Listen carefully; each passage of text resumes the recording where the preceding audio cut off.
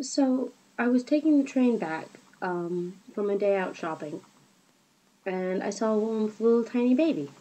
Um, and the baby was a little bit fussy, and so the mother was trying to comfort her. And I was reminded of when I first met my baby brother. He was born when I was 17. And, I was just continually amazed that he's this tiny person. I mean, he has his own thoughts and feelings and his likes and dislikes. And sure, I mean, his needs are simple and his wants are even simpler. You know, his level of complexity is just not great because he's a small child. But he's this person, a human being. He developing more and more personality every day and just continually surprising me with how much he understands and how much he can communicate and how much is going on inside his mind. Um, and I think that's one of the best things that a parent can hold on to is that feeling about their child that this is a little person that they're getting to know, that they're developing a relationship with. Um, I think a lot of times you get this feeling that a child is sort of an accessory, sort of an extension of their parents, doesn't really become a person until they're a teenager. Um, and it's just not true. I mean, a 2 or 3 year old, if you really sit and have a talk with them, they can express so much that you wouldn't think is going on inside their head at all. You often see, the child trying to get the mother's attention and mommy going, shush now, mommy's talking. Sending this message that nothing a small child can say or do will ever be anywhere near as important as anything an adult could do. The most trivial things adults do are infinitely more important than the most important things children do.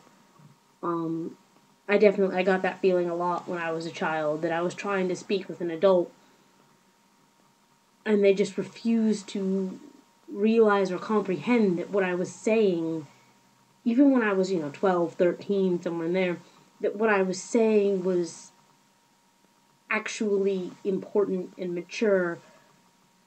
It was just, oh, she's playing at being grown up. She's just a kid. And I think that it's harmful. I mean, I sense there's a lot of othering going on in American society, particularly. You'll have conservatives who talk about liberals as if we were space aliens, some different species that very fundamental thought processes are completely incompatible with real people. You get bigots talking about homosexuals that, the only thing that is important is their sexual orientation. They're not really people, they're homosexuals. That's something different. Um, and it's sad. I mean, I feel like we need a society where everybody can bring things to the table. And whatever stage of development you're at, wherever you're coming from, your opinions, your thoughts, your feelings will be just as respected, for being your opinions, for being your thoughts, for being where you're coming from. So if I come to the table as a liberal and someone else comes as a conservative, and I explain this is my thought and they explain this is their thought, we don't have this, well, your thought doesn't matter because you're a liberal. Your thought doesn't matter because you're crazy. Your thought doesn't matter because you're a child. You know, it's just a way of just not having to acknowledge that other people exist, that other people think and feel things differently than you do, which is a childish tactic, given that small children often struggle with the idea that other people, are separate from them. So to see grown adults do it is, it's just sad. I feel like one of the really defining moments where I started to feel like an adult, I was talking with my father on the phone, and I had been very comfortable with him. We were having a conversation. We'd been talking for like an hour and a half, just shooting the breeze, having a friendly, casual conversation. And without thinking about it, I crack a dirty joke.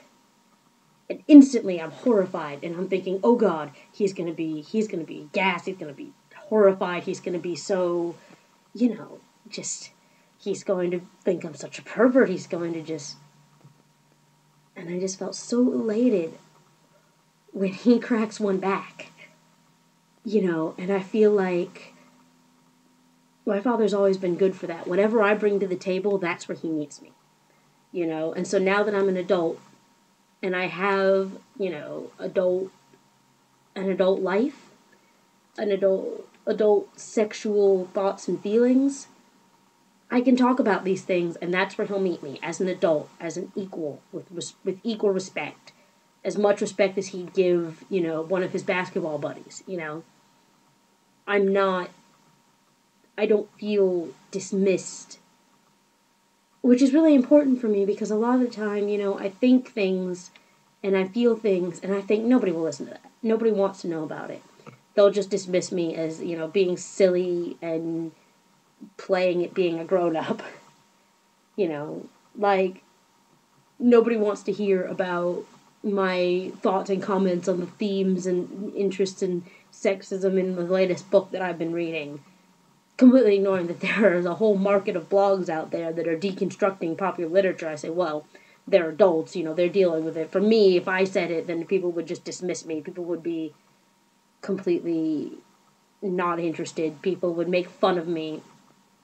I always felt like I had to hide my intelligence as a kid, because for a kid to be smart, you're immediately Encyclopedia Brown. You're this cute little kid playing little kid stories and solving little kid mysteries and completely, oblivious to the adult world, as if adults lived in a completely different world than kids, as if kids didn't have the same air, the same buildings, the same politics, the same atmosphere, the same problems. As if we were on Mars until we turned 18, and then we took a shuttle, and then we landed on Earth, and we had to learn how everything happened on Earth. And especially as a girl, girls weren't supposed to be smart. Girls were supposed to be cute. So I would say something, and they would say, oh, you're so smart, that's so adorable, that's so cute, and turn it into this cuteness of being a small child, as opposed to really listening to what it was I just said. I feel like, to this day, I still feel like a small child, a little girl, and then I have to continue to hide my intelligence, and not even just intelligence, but intellectualism. I can be a very intellectual, analytical person. I sit and I think and I come up with all of these interesting things I have to say about a topic, and I don't feel like I can say them because I'm afraid that I'll be dismissed, that I will be othered, that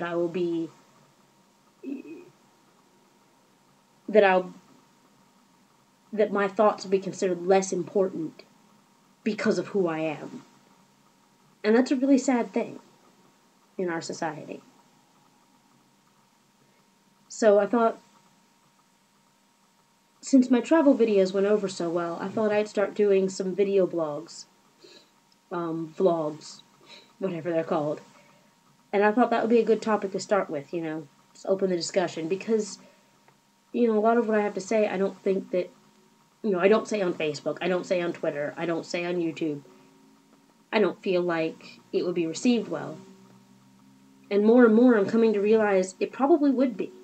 It would probably be just fine. I'm probably just internalizing too much. I tend towards anxiety.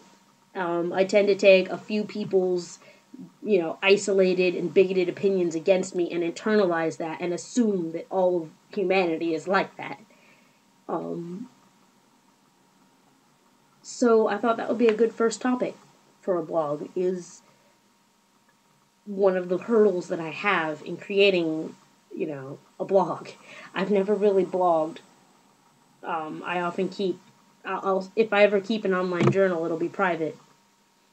So, let me know what you think. I'm also very bad at ending things. I've run out of things to say, and I should stop saying them. I need a catchphrase of some kind to sign off with.